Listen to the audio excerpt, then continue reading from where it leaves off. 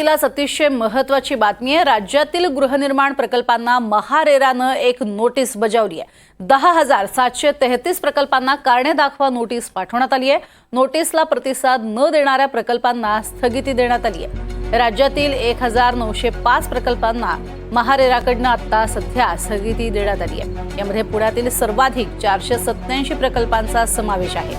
विकासकांची bank खाती सुद्धा गोठवण्यात आलेली आहेत। सध्याची महत्त्वाची बातमी समोर येते। राज्यातील गृहनिर्माण प्रकल्पांना महारेरानं नोटीस बजावलेली आहे। तब्बल 10,733 प्रकल्पांना कारणे दाखवा नोटीस बजावण्यात आली आहे। या नोटीसला प्रतिसाद न देणाऱ्या प्रकल्पांना स्थगिती देण्यात आलेली आहे। राज्यातील 1,905 प्रकल्पांना महारेराकडून स्थगिती दिली आहे। अधिक माहिती घेऊयात। राहुल कुलकर्णी आमचे प्रतिनिधी आपल्या सोबत आहेत। राहुल, काय नेमके महारेरानं कारणं दिलेली आहेत प्रकल्पांना स्थगिती देण्यासाठी?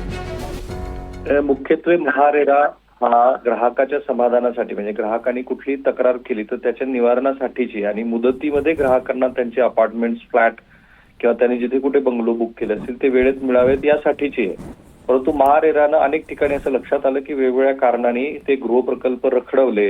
ज्या गोष्टी ग्राहकांना सांगितल्या होत्या त्याची पूर्तताच केलेली नाही आणि म्हणून साधारणपणे 3 महिन्यापूर्वी निवडणुकीच्या आधी 10,733 प्रकल्पांना राज्य सरकारच्या महारेरानं नोटिसा बजावल्या होत्या। परंतु त्या नोटिसांना सुद्धा या मंडळींनी प्रतिसाद दिला नाही आणि पुण्यापाठोपाठ मुंबई, म्हणजे खरं तर मुंबईची संख्या थोडीशी अधिक आहे पुण्याच्या तुलनेमध्ये। सुरुवातीला जेव्हा महारेरानी नोटिसा दिल्या पण त्यातल्या बऱ्याच जणांनी नोटिसांना प्रतिसाद दिला।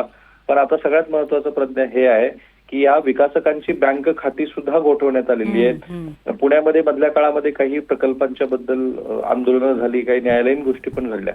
तसं होतं का ते बघावं लागेल, पण एक मोठी कारवाई महारेरानं केलेली दिसते।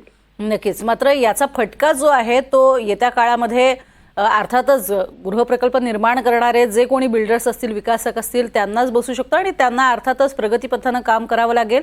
याचा फायदा जो आहे तो सर्वसामान्य नागरिकांना होऊ शकेल। म्हणजे महारेरा ही अशी संस्था आहे की ज्याच्या माध्यमातून रेग्युलेशन केलं जातं। जसं सेबी असते तशी महारेरा आहे। परंतु महारेरानं अनेक वेळेला नोटीस, आता मुंबईमध्ये धुळीचा प्रश्न इतका चर्चेत आहे तर महारेरानं याच्यात ऍक्टिव्हली काही भूमिका बजावणं अपेक्षित नसलं तरी सुद्धा महारेराकडे जी नोंदणी झालेली आहे त्या नोंदणीची पूर्तता होते की नाही हे बघण्याचं काम अर्थातच महारेराचं आहे। मुंबई असेल, पुणे असेल, पण या ठिकाणी ग्राहकाच्या असंख्य तक्रारी येत होत्या।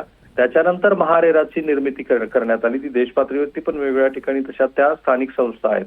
त्यामुळे ग्राहकाचं हित डोळ्यासमोर ठेवून केलेल्या ह्या संस्थेची ही ऍक्टिव्हपणे जी कार्यपद्धती आता दिसते त्यांनी ग्राहकाचं समाधान जरी नाही झालं तरी किमान नोटिशीनंतर तरी ते प्रकल्प वेळेवर पूर्ण होण्याच्या दृष्टीनं काम सुरू होईल असं आपण म्हणू शकतो। नक्कीच, तुर्तास धन्यवाद राहुल या संपूर्ण सविस्तर माहितीसाठी।